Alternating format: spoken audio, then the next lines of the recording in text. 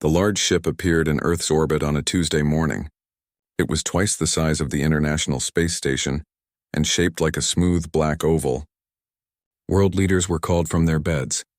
Military forces went on high alert, and ordinary people looked up at the sky, knowing that everything had changed. The year was 2087, and humanity had spread to Mars with small colonies and research stations. Earth had mostly solved its energy problems. Wars still happened, but they were smaller now. People were united by the challenges of climate repair and the excitement of space exploration. The aliens called themselves the Cricks. They looked somewhat like tall, thin humans with blue-gray skin and large slanted eyes. They wore shining suits that seemed to move with them like a second skin. Their technology was clearly far beyond Earth's. "We have been watching your world," said the Cricks leader in perfect English through a translation device. His name was Vexilor, and he spoke to the United Nations Security Council with the bored confidence of someone who had done this many times before. "Your species has potential. We offer you a place in our coalition of worlds." Behind the scenes, Earth's intelligence agencies worked frantically to understand the visitors. They seemed peaceful, but something felt wrong. Admiral Helena Chen was chosen to lead the human negotiation team. At 54, she had gray streaks in her black hair and a reputation for staying calm under pressure. She had commanded Earth's small space defense fleet before becoming a diplomat. "They're hiding something," she told the UN Secretary General after 3 days of talks with the Cricks, and they keep asking about our military capabilities but share almost nothing about their own society. The Cricks had established a temporary base on the moon. They invited human representatives to visit, showing off technology that seemed magical. They could create materials stronger than anything on Earth and had mastered faster-than-light travel. During these demonstrations, Admiral Chen noticed how the Cricks scientists looked at humans. It was the same way someone might look at a clever dog performing tricks, amused, but not impressed.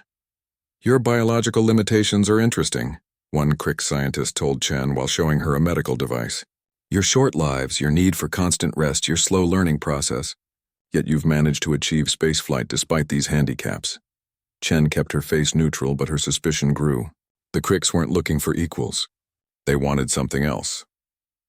On the 7th day, Chen received an urgent message from Mars. Several Crick ships had arrived there too. They were asking unusual questions about the human settlements and mapping the colony's defenses. That night, she couldn't sleep. She reviewed everything she knew about the Cricks. They claimed to have a peaceful coalition of 17 species, yet all their representatives were Cricks. They spoke of trade and cooperation but seemed most interested in Earth's resources and military systems. The next morning, during a formal negotiation session at the United Nations, Chen changed their strategy. Instead of responding to Crick's questions, she began asking her own. "How many species have refused to join your coalition?" she asked directly. The Cricks representatives looked at each other, their large eyes blinking rapidly. "None have refused," Vexilor said finally. "All see the benefits." "And what happens to those who want to remain independent?" Chen pressed. "Independence is inefficient," another Crick said dismissively. "Eventually I'll see this." Chen nodded slowly. Then she placed a tablet on the table. It displayed a video of humanity's history, wars and destruction, but also innovation and cooperation. It showed how quickly humans had advanced from the first airplane to landing on Mars in less than 200 years. "We adapt quickly," Chen said quietly.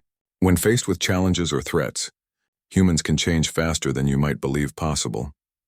The video changed to show Earth's unified response to past crises, how former enemies had worked together when needed. "We also forgive slowly," Chen continued. Her voice remained pleasant, but her eyes were hard. "Betrayal or aggression against us is remembered for generations." She stood up straight, looking directly at Vexilor. "Choose carefully how you deal with us," she said. "We want peaceful relations, but we will not be conquered or exploited. Not now, not ever." The room fell silent. Then Vexilor made a sound that took the humans a moment to recognize as laughter. Other Cricks joined in. "Your warning is noted, Admiral Chen," Vexilor said, still amused, "but unnecessary. We offer friendship, not conquest." The negotiations continued, but something had changed.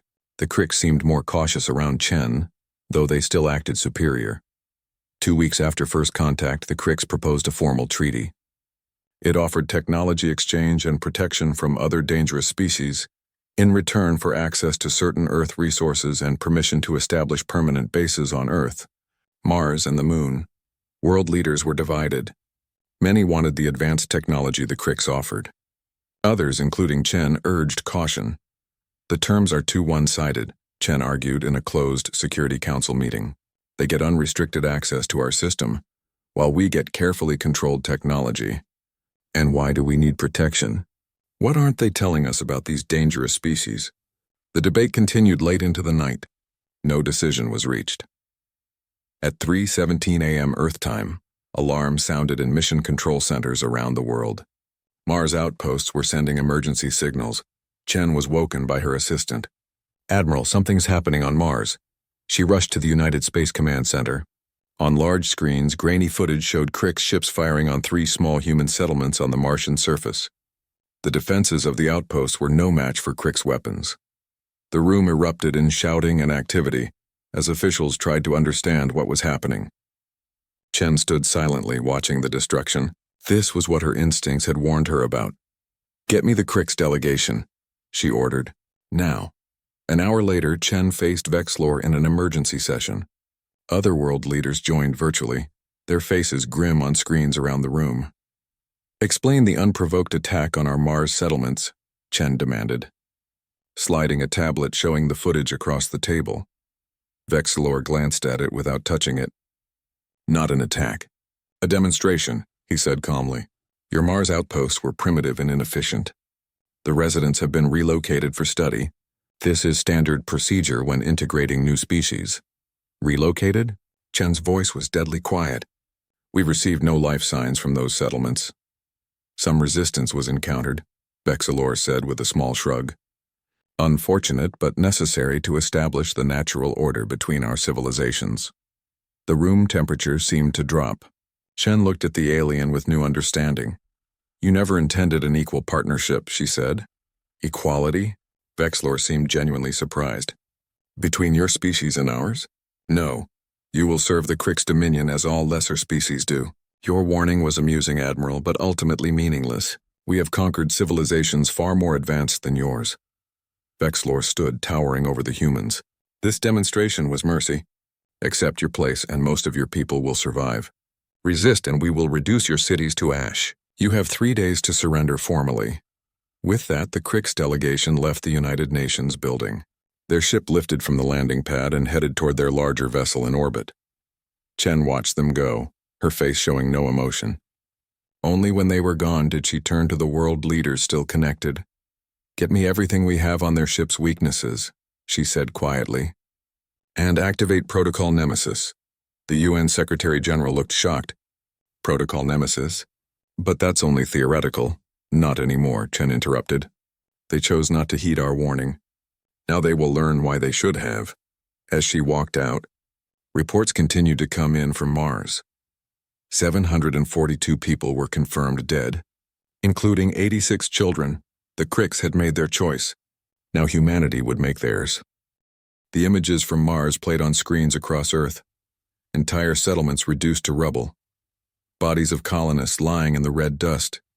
Children's toys scattered among the wreckage.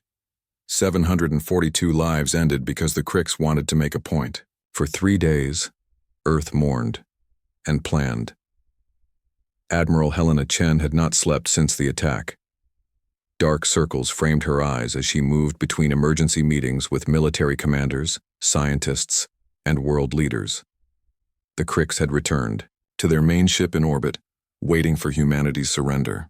They were about to be disappointed. "Protocol Nemesis is ready," said General Okafor, head of the African Union Space Force. He and other military leaders from around the world had gathered in a secure underground facility beneath the Rocky Mountains. Chen nodded, looking at the holographic display showing the positions of all known Krix ships. "And our other preparations?" "The Mars Defense Fleet is hidden on Phobos, as ordered," said Admiral Zhao of the East Asian Alliance. "All 27 vessels are powered down to avoid detection. They await your command." "What about the civilian evacuation?" Chen asked. Complete, replied Colonel Patel of the Indian Space Command. All remaining Mars personnel are either at Olympus Base or have been evacuated to the deep bunkers. The Cricks believe they've broken our presence on Mars. Chen turned to a thin man with wild gray hair who didn't wear a military uniform. He was Dr. Emeka Okoro, head of the Global Technology Initiative. The packages? She asked simply. Dr. Okoro smiled slightly. Delivered to all targets. Our operatives report they're in position and undetected. Chen took a deep breath. What they were about to do would change humanity forever. There would be no going back. The Cricks gave us 3 days to surrender, she said, looking around the room. That time expires in 2 hours. They expect us to be divided, frightened, and willing to accept whatever terms they offer to save ourselves. She pointed at the largest Crick ship displayed above the table. Instead, we show them exactly who they're dealing with. The room was silent as the weight of the moment settled on every shoulder. Commence Protocol Nemesis, Chen ordered. Around the world, classified facilities that few people knew existed suddenly activated. On the far side of the moon, hidden beneath the lunar surface, giant doors slid open to reveal a launch bay. 6 sleek vessels emerged, their hulls made of material that absorbed rather than reflected light. They moved silently toward Earth orbit. At the bottom of the Mariana Trench, another facility awakened. Massive electromagnetic launchers powered up, using the ocean itself to hide their energy signatures. One after another, they fired specialized projectiles toward space at incredible speed. And in high orbit, 3 ordinary-looking satellites suddenly changed their positions. They had been disguised as weather monitoring platforms, but their true purpose was very different. The Cricks noticed nothing. Their sensors were advanced, but they were designed to detect known types of technology. What humanity was deploying had been created in absolute secrecy over the past decade, ever since scientists had confirmed that intelligent alien life existed and might not be friendly. Protocol Nemesis was humanity's insurance policy against a hostile first contact. On the Cricks command ship, Supreme Commander Vexlor was preparing to address Earth's leaders again. He expected their surrender and was already planning how to most efficiently process the planet's resources and population. Sir, a subordinate interrupted his thoughts. We're detecting unusual energy readings from Earth's moon. Vexlor frowned. Analysis? Uncertain. The pattern doesn't match anything in our database. Increase shield strength as a precaution, Vexlor ordered. It's probably nothing. These humans are primitive. Before the subordinate could respond, alarms blared across the bridge. Multiple fast-moving objects approaching from Earth's ocean. Vexlor stood up, suddenly alert. Impossible. Their oceans are empty.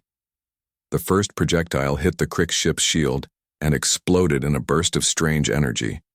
The shield held but flickered visibly. What was that? Vexlor demanded. Before anyone could answer, 5 more impacts followed in rapid succession. With each hit, the shield weakened. Sir, we're detecting vessels approaching from the moon. We can barely detect them at all. They appear to be using some kind of absorption technology. Vexlor's confidence began to crack. Launch defensive fighters. Prepare main weapons. On Earth, Admiral Chen watched the battle unfold on the command center's main screen. The Cricks were responding exactly as expected, with confusion followed by desperate defense.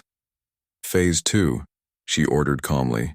The 3 disguised satellites in high orbit suddenly activated powerful energy beams, focusing them on a single point on the Cricks mothership's shield.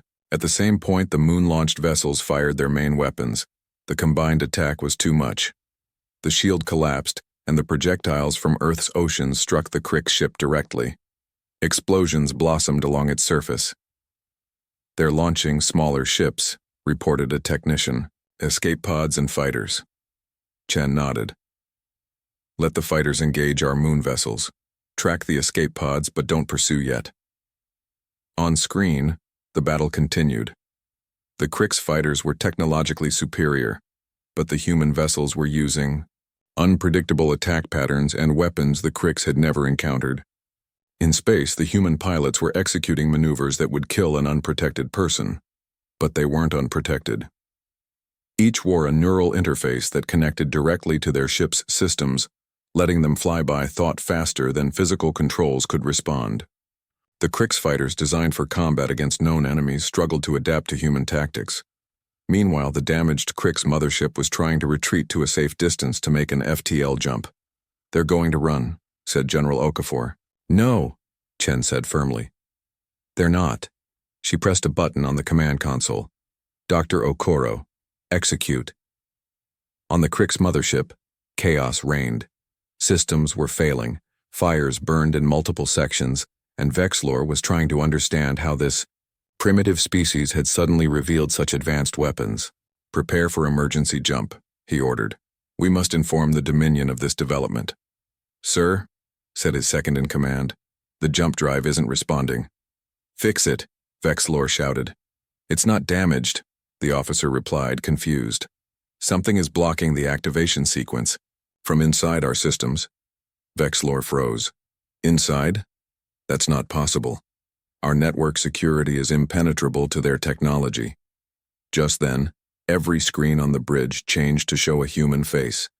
Admiral Helena Chen. "Supreme Commander Vexlor," she said calmly. "You should have heeded my warning." Vexlor stared in disbelief. "How are you in our systems?" Chen smiled slightly. "During our negotiations, while you were scanning our technology and dismissing it as primitive, we were learning about yours. The gifts you gave us as demonstrations contained access points to your systems. Did you really think we wouldn't notice?" She leaned closer to the camera. "You killed 742 of our people to make a point. Now we're making ours." Around the ship, small devices that had been hidden in the demonstration technology suddenly activated, releasing nanobots into the Krix systems. These tiny machines began systematically disabling key functions. "Your jump drive will remain offline," Chen continued. "Your weapons are next, then life support. You have one chance, Vexlor. Surrender your ship and all Krix vessels in our system or be destroyed." Vexlor's large eyes narrowed. "You would not dare. The Krix Dominion spans 17 star systems. If you destroy me, they will burn your world to ash." "Perhaps," Chen acknowledged, "but you won't be alive to see it. And we've already downloaded your star charts and communication protocols. The Dominion will be receiving a message from us very soon." She paused, letting her words sink in. "You came to our home, killed our people, and expected us to kneel. That was your mistake. Humans don't kneel. We fight. And when threatened, we reveal our true capabilities." The bridge fell silent as Vexlor realized his miscalculation. These humans had hidden technology far beyond what they had shown. They had planned for this moment, perhaps for years. "You have 5 minutes to surrender," Chen said. "After that, we will assume you choose destruction." The transmission ended, leaving the Krix command staff staring at blank screens. "Options?" Vexlor asked quietly. "Limited, sir," his second-in-command replied. "Our fighters are being defeated. Main weapons are offline. Jump drive is blocked. And..." He paused, checking a report. "Our long-range communications just went down." Vexlor closed his eyes briefly. In his arrogance, he had completely misjudged this species. They didn't just adapt quickly, they had been preparing for this exact scenario. "Send the surrender signal," he said finally. Back on Earth, the command center erupted in cheers when the Krix surrender was confirmed. But Admiral Chen didn't join the celebration. She knew this was just the beginning. "Secure the Krix ship and all survivors," she ordered. "I want every piece of their technology studied, and prepare a long-range vessel. We need to send a message to the Krix Dominion." General Okafor looked concerned. "What message?" Chen's expression was determined. "The same one they ignored. We adapt quickly. We forgive slowly." She turned to look at the display showing Mars, where hundreds of families would never see their loved ones again. "And we're coming for them." 6 months after the Battle of Earth, Supreme Leader Krastor of the Krix Dominion sat in his private chambers, reviewing disturbing reports. His long blue fingers tapped nervously on the glowing console as he read. 3 outposts in the Centauri system had gone silent last week. Before that, 2 mining stations in the Procyon system had mysteriously shut down. And just yesterday, an entire research facility on Tau Ceti before had stopped communicating. Something was happening, and Krastor had a terrible suspicion about what it might be. His communication panel chimed. It was Commander Zarek, his military intelligence chief, and one of the few cricks he truly trusted. "What news?" Krastor asked without greeting. Zarek's face was grim. "Another outpost has gone dark." "Sirius station." "No distress signal, no warning, just silence." Krastor closed his large eyes briefly. "That's the 4th this month."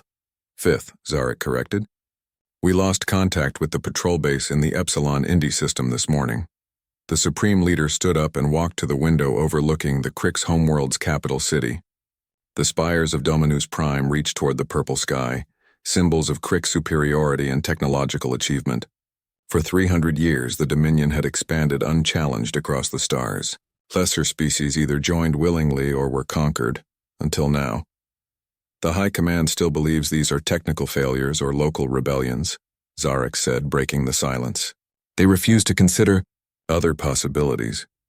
"You mean they refuse to consider that the humans might be responsible?" Krastor replied. "Yes. They say it's impossible.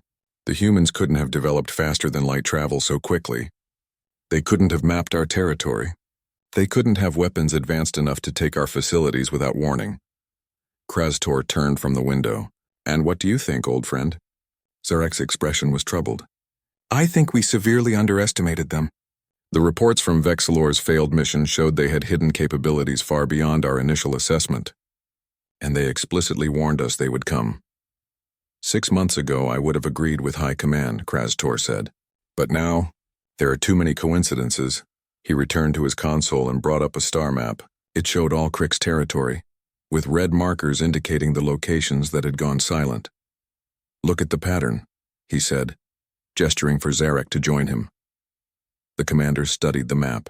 "They're working inward from the edges of our territory. Methodical, careful. Like hunters," Krastor said. "Taking out isolated positions first, learning our defenses as they go." Zarek looked up sharply.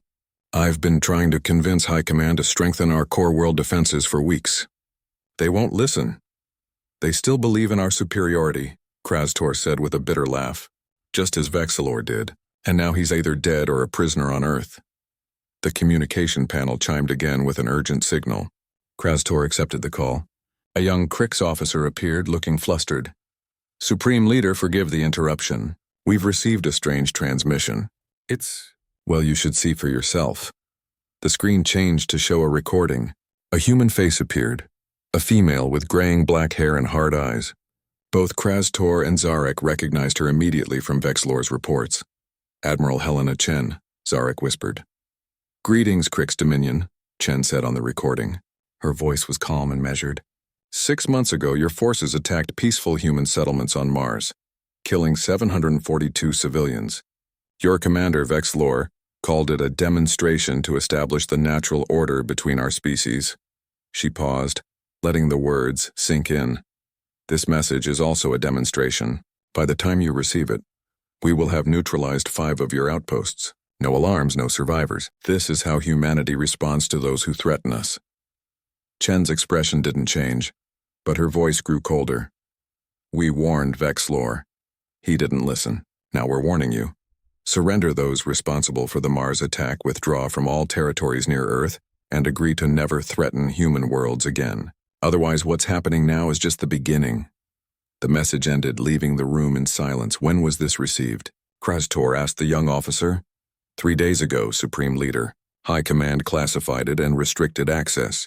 I only saw it because I was assigned to analyze its origin point." "And where did it come from?" The officer looked uncomfortable.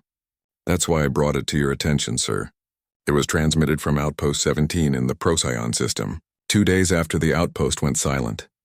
Krastor and Zarek exchanged grim looks.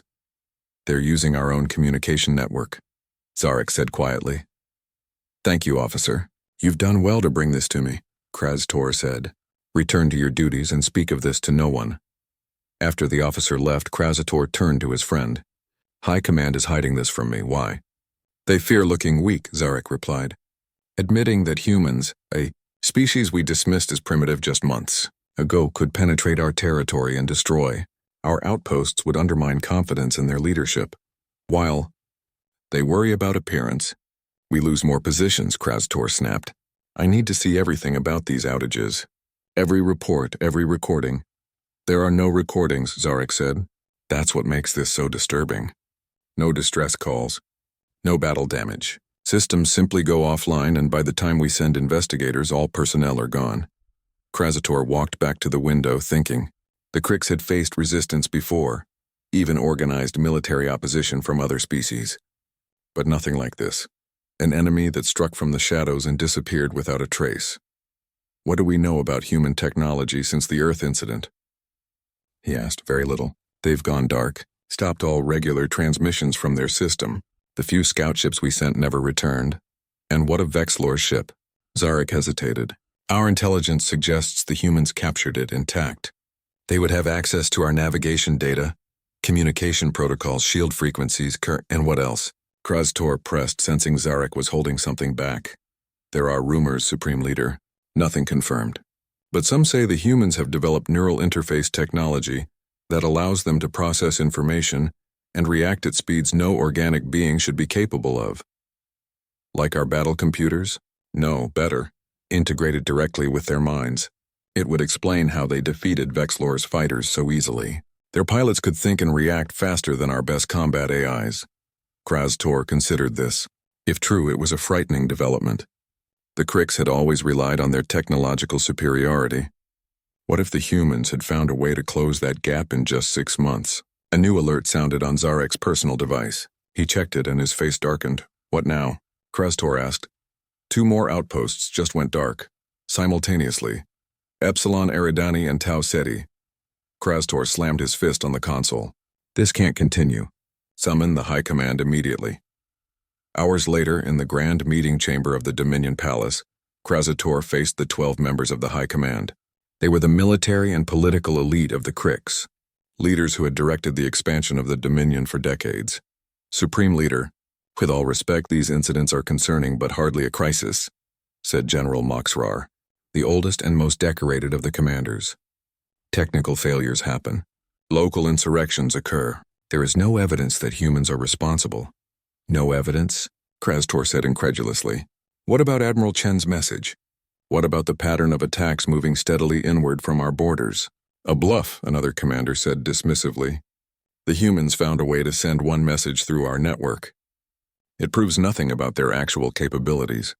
Krastor looked to Zarek, who stepped forward with a data crystal. I've analyzed the timing of all outpost failures, Zarek said, inserting the crystal into the central display. A star map appeared, showing the Dominion territory with time-stamped markers where outposts had gone silent. The pattern is too precise to be coincidence, he continued. Each attack targets isolated facilities first, then moves to the next logical strategic position. This isn't random failure. It's a coordinated military campaign.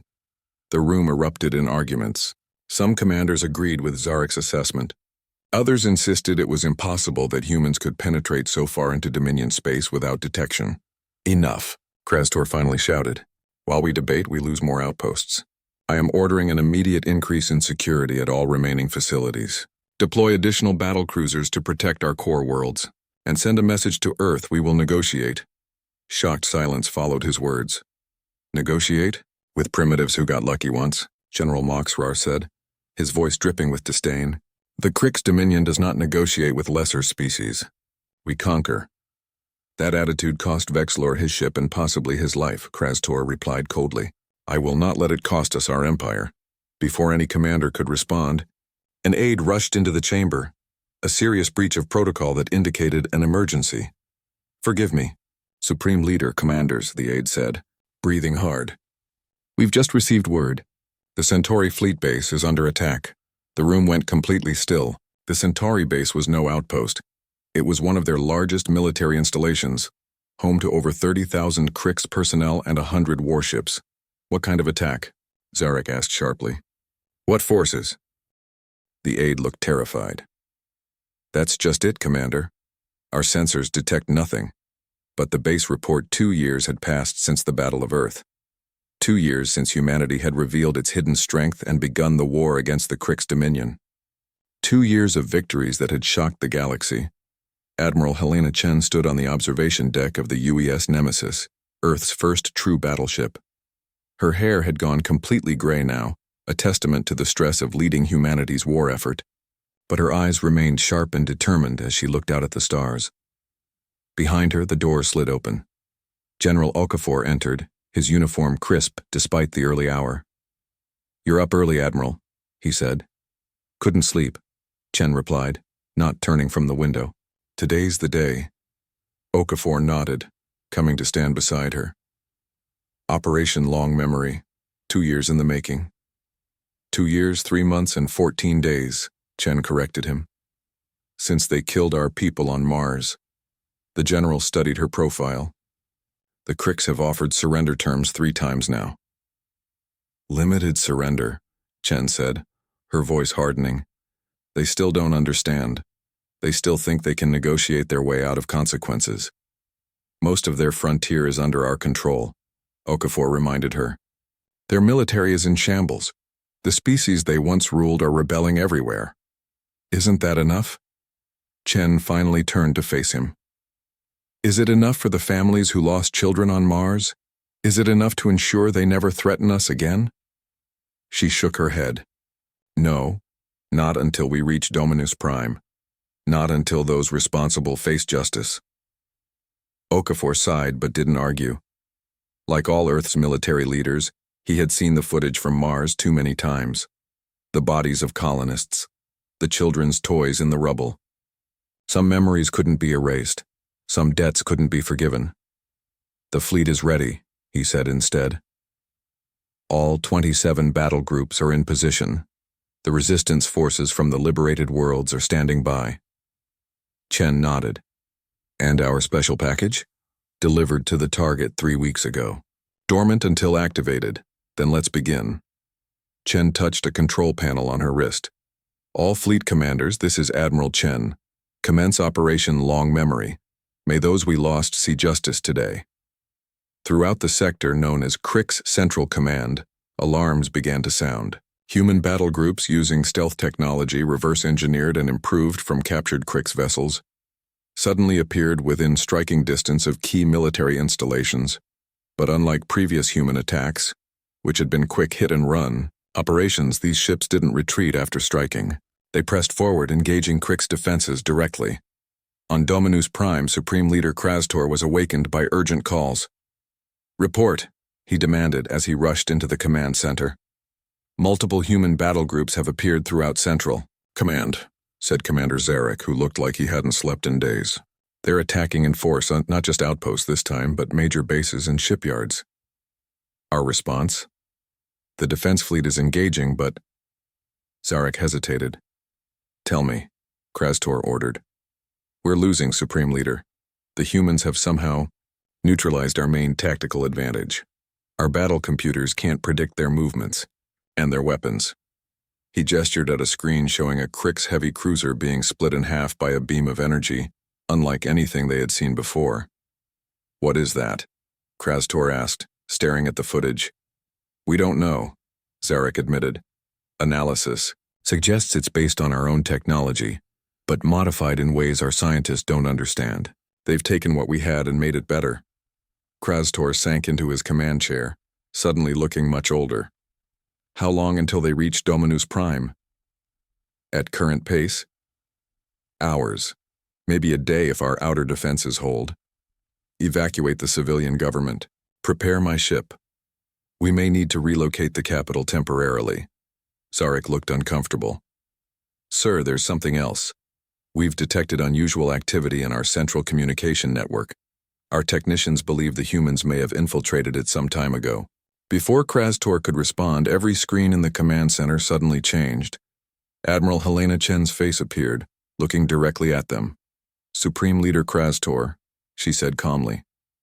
"This message is being broadcast to every Krik's world, ship, and facility. Today, humanity brings justice for the Mars massacre." The screen split to show footage from the human attacks, now happening simultaneously across Krik's space. For 2 years we have dismantled your empire piece by piece, Chen continued. We have freed the species you enslaved. We have captured your technology and improved upon it. We have learned your weaknesses and exploited them. Her voice grew colder. You believed yourselves superior. You called us primitive. You killed our people to demonstrate your power. Now we demonstrate ours. The screens changed again to show a massive human fleet approaching the Crick's homeworld. We demand the unconditional surrender of the Crick's dominion and the immediate handover of all those responsible for ordering and carrying out the Mars attack. You have 6 hours to comply. After that, we will take what we want by force. The transmission ended, leaving the command center in stunned silence. How did they access our entire communication network? Krastor finally asked, his voice barely a whisper. Zarek looked grim. The same way they've been staying one step ahead of us from the beginning. They understand our technology better than we do. That's not possible, one of the other commanders protested. Our technology is the culmination of 1,000 years of Crick's advancement, and in 2 years they've surpassed it, Zarek said bluntly. We captured a human pilot 6 months ago. Before he died, our interrogators learned something disturbing. The humans have neural interfaces that connect directly to their brains. It lets them process information at speeds no organic being should be capable of. So, we have battle computers. Their entire population has them now, Zarek said. Not just pilots or soldiers, scientists, engineers, everyone. They can analyze problems and develop solutions faster than we can understand the questions. That's how they've adapted our technology so quickly. That's how they broke our communication security.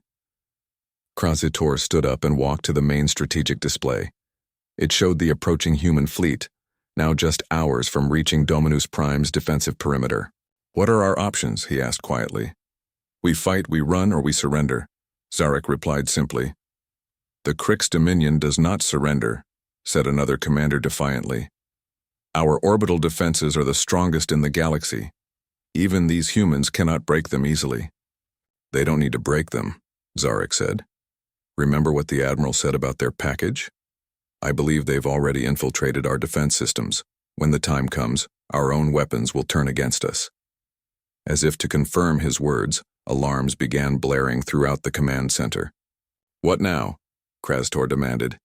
Orbital Defense Platform 1 is experiencing system failures, reported a technician. Weapons are powering down, shields are fluctuating. Platform 2 is reporting the same issues, said another. And 3. And 4. One by one, the mighty orbital defenses of Dominus Prime began to falter. How? Krastor whispered. How did they do this? Zarek's face was grim. The same way they took our outposts without a fight. Infiltration, sabotage, careful planning. While we've been reacting, they've been thinking 10 steps ahead. In the silence that followed, Krastor made his decision. Open a channel to the human fleet, he ordered. I wish to speak with Admiral Chen. Minutes later, Chen's face appeared on the main screen again. This time it was a live connection, not a recorded message. Supreme Leader, she said coolly. Have you decided to accept our terms? I wish to discuss alternatives, Krasitor replied. The immediate surrender of those responsible for the Mars incident, including myself as Supreme Leader during that time, in exchange for sparing our homeworld and remaining civilian population. Chen's expression didn't change. There are no alternatives, Supreme Leader. Unconditional surrender of the entire Dominion, or we take it by force. Those are the only options now. You would destroy an entire civilization for the actions of a few? Krasitor asked.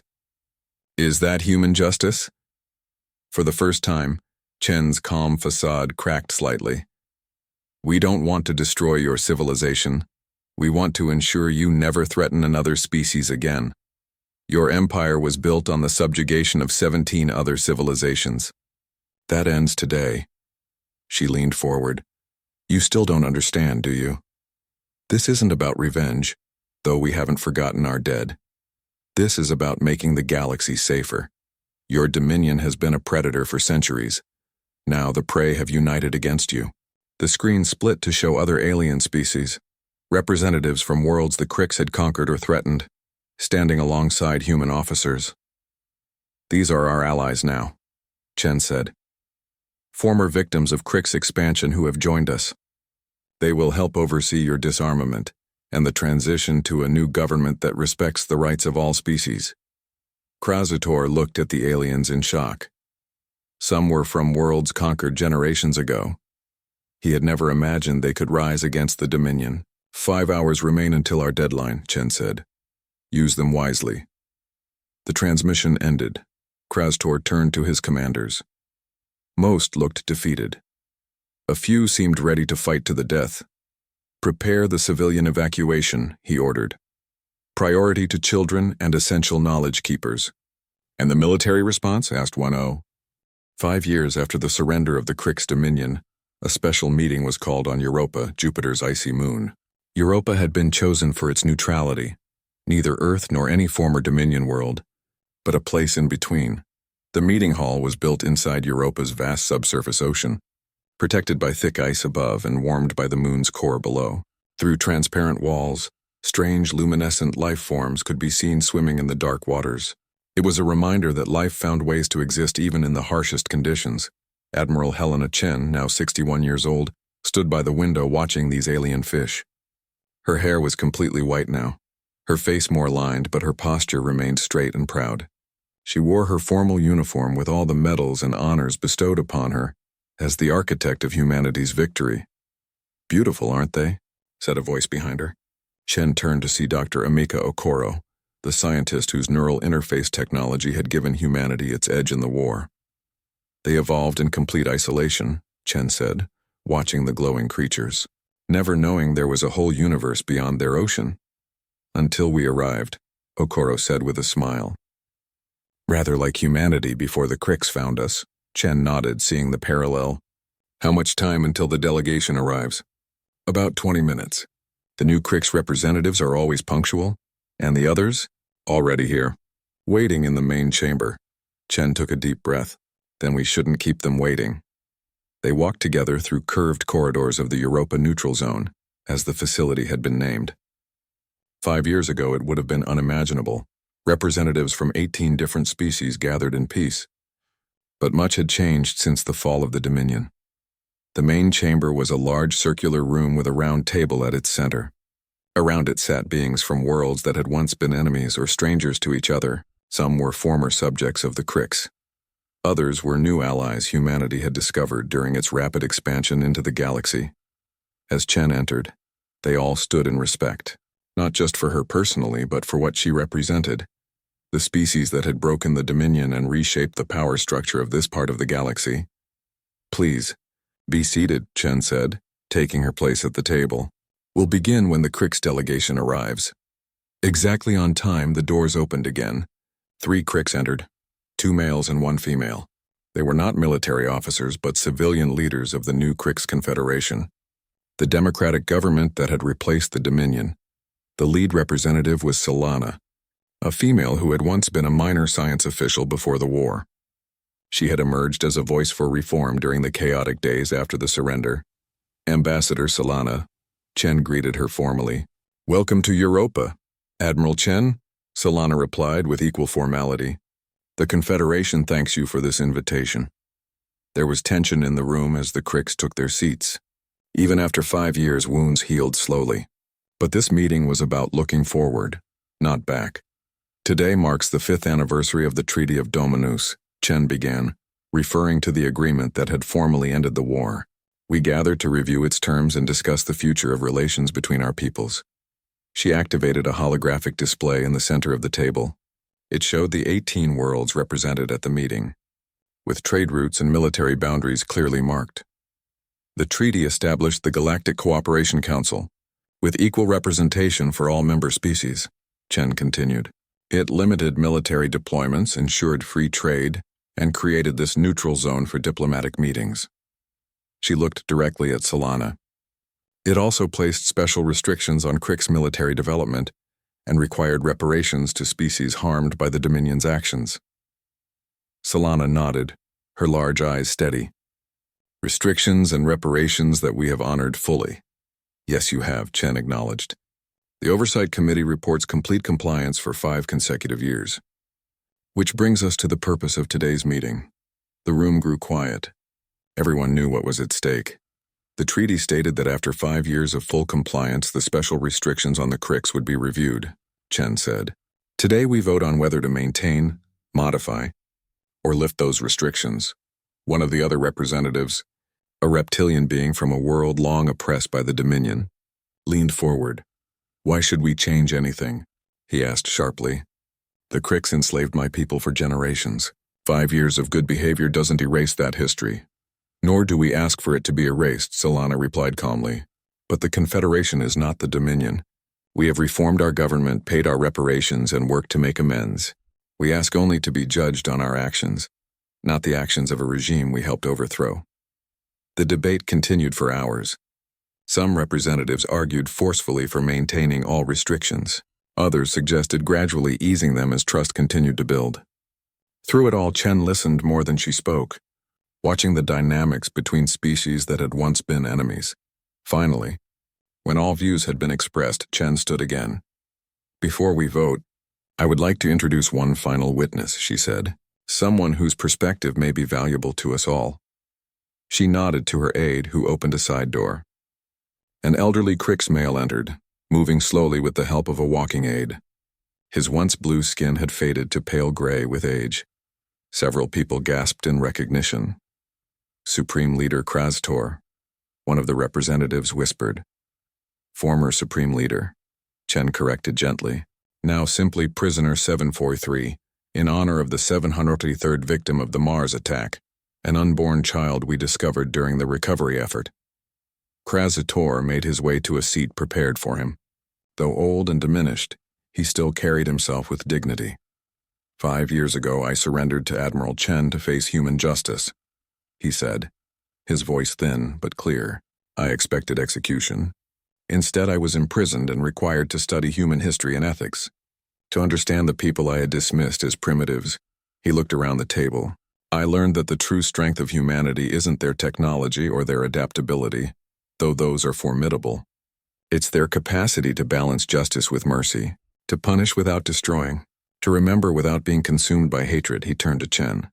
Admiral, you could have annihilated my species. Your forces were poised to do so. Instead, you helped establish a new government and set conditions for our eventual return to the galactic community. Why? Chen was silent for a moment, weighing her words carefully.